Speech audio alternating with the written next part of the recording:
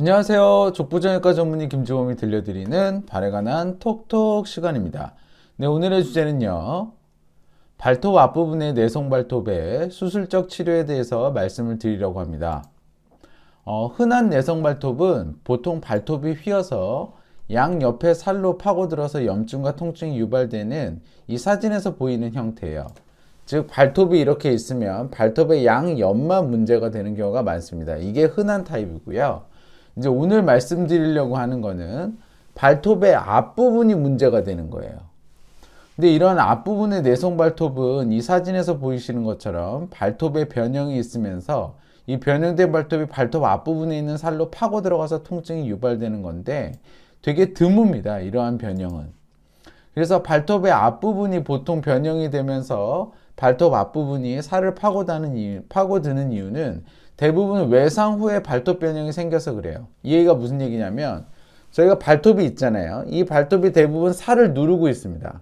근데 이 발톱이 빠지게 되면 이 누르고 있던 살이 위로 들려 올라가요. 그러니까 발톱이 이렇게 나와야 되는, 얘가 눌러주고 있던 게 요게 발톱이고 요게 살이면 눌러주고 있던 게 없어지게 되면 살이 이렇게 들어 올라갑니다. 그럼 다음에 발톱이 나올 때 원래 이 정도 높이에 있던 살이 얘가 이렇게 올라가니까 이 발톱이 나오질 못해서 여기에 박히는 거죠. 그래서 보통 발톱이 빠진 후에 이러한 앞부분의 내성 발톱이 많이 생기게 됩니다. 그래서 오늘은 이런 발톱 앞부분의 내성 발톱을 수술적으로 치료한 사례에 대해서 말씀을 드릴 건데요. 환자분은 발톱 앞부분에 내성 발톱이 있어서 불편했고 이 부분을 수술적으로 치료했는데 수술적 치료는 다음과 같이 이루어져요. 먼저 발톱의 변형 부위를 제거를 하고요. 발톱 앞에 들려있는 살을 절제 및 정리를 합니다. 그 결과 앞에 있는 발톱이 굉장히 이렇게 둥그렇게 예쁘게 다듬어졌고 튀어나와 있던 살도 아래로 내려갔죠. 그리고 수술 후 3개월째에 발톱에 재발 없고 환자분의 통증도 없이 잘 회복이 되었습니다. 마치 이렇게 튀어나온 변형된 발톱이 전혀 없어지고 살도 가지런해졌죠. 자, 이렇게 발톱만 정리하는 게 아니라 살의 정리가 필요하다는 것을 잘 보여주는 사례라고 생각이 되고요. 지금부터 여기에 대해서 자세히 말씀드리겠습니다. 환자분은 20대 여성이었고요. 역시 이 발톱 앞부분에 생기는 내성 발톱이 제가 외상 후에 주로 생긴다고 말씀을 드렸는데 이 여성분도 발톱이 빠진 후에 다시 자라면서 발생한 발톱 변형 및 통증이 있었어요. 주로 걸을 때, 그리고 신발 신을 때, 그리고 발가락의 앞부분이 신발에 닿거나 아니면 어디에 툭 부딪히게 될 때 굉장히 쩌릿한 통증이 생기면서 불편하다고 했습니다. 이러니까 이제 걷기도 힘들고 뭐 달리기도 힘들고 신발 신고 활동하는 모든 것들이 다 불편하게 된 거죠. 그래서 삶의 질이 떨어져서 저한테 오셨고요. 환자분의 발톱을 봤더니 이렇게 발톱 앞부분에 빨간색 표시된 부위처럼 발톱의 변형 부위가 있었고 옆에서 봤을 때 이 파란색 화살표 표시처럼 발톱에 살이 들려서 발톱을 덮고 있는 게 확인이 되었습니다. 그러니까 발톱 앞부분에 발톱 변형이 있으면서 그 부분이 살을 파고들면서 통증이 생기는 거죠. 그래서 앞부분에 내성 발톱이 진단이 되었고요. 뼈의 변형이 동반되지 않았는지 확인을 해봤는데 뼈는 정상이었습니다. 그래서 아까도 말씀드렸지만 이러한 발톱의 변형은 대부분 외상과 관련이 있고 이 환자도 외상과 관련이 있었죠. 발톱이 빠진 후에 다시 자라면서 생긴 거니까요. 2년간의 지속적인 불편감이 있었기 때문에 이 부분은 제가 환자분한테 수술적으로 치료하자고 말씀을 드렸어요. 자, 그럼 발톱 앞부분의 내성 발톱 수술은 어떻게 하냐면 먼저 여기 변형된 발톱이 있잖아요. 이 부분을 절제하고 정리해 줘야 됩니다. 이 부분만 제거를 하게 되면 남아있는 발톱이 지저분하게 또 튀어나와 있는 경우가 있습니다. 그래서 요거를 정상적인 발톱처럼 판판하게 다듬어 줘야 돼요. 그 다음에 그 뒤에 다듬은 발톱이 쭉 앞으로 자라나올 수 있도록 앞에 막혀있는 살이 없어야 되거든요. 그래서 이러한 막혀있는 살을 절제하고 튀어나오지 않도록 꼼꼼하게 꼬매줍니다.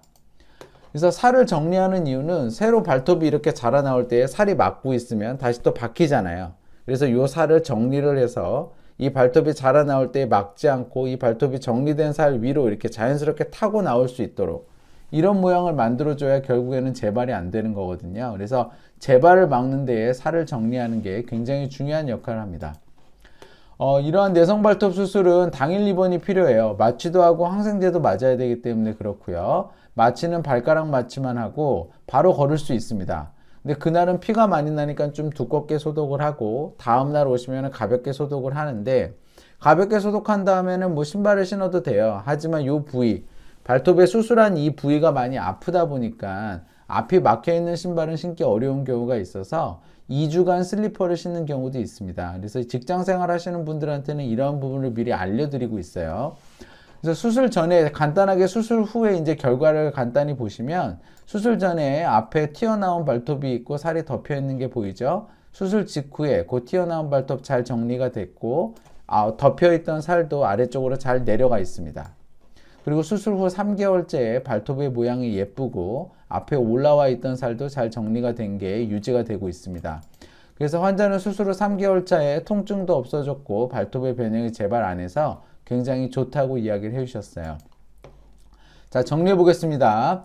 발가락 앞부분의 내성 발톱은 흔하진 않아요. 그리고 대부분 발톱이 뽑히고 나서 그 다음에 새로 발톱이 자라날 때 문제가 생기는 경우가 많아서 외상과 연관이 되어 있다는 것을 꼭 좀 아시면 좋겠습니다. 이러한 앞부분 내성 발톱의 수술은 발톱의 변형 부분만 절제하고 정리하면 되는 게 아니라 발톱의 변형을 덮는 살을 절제하고 정리를 해야 재발을 막을 수가 있습니다. 수술의 과정은 당일 입원하고 발가락만 마취해서 바로 걸을 수 있고 2주간 상처 관리를 해야 되기 때문에 이 기간 동안에는 슬리퍼를 신어야 될 수 있어요.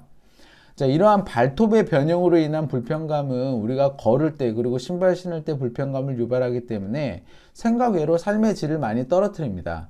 근데 이르게 수술이 비록 필요하다고 하더라도 수술이 20분 정도면 해결이 되는 수술, 그리고 발가락만 마취하면 해결이 되는 수술, 굉장히 간단한 수술이기 때문에 적극적으로 치료받으셔서 건강한 발걸음 회복하시길 소망합니다.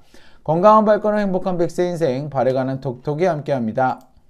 네, 저는 서울대학교 의과대학을 졸업을 했고요. 서울대학교 병원에서 정형외과 전공의를 수료했습니다. 다수의 TV 프로그램에서 저의 생각을 말씀드린 바 있고, 이 동영상은 저의 경험을 환자분에게 직접적으로 자세하게 전달해 드리고자 제가 직접 제작하였습니다. 네이버 족보 김지원 블로그에 오시면 더 많은 정보와 질문이 가능합니다. 경청해 주셔서 감사합니다.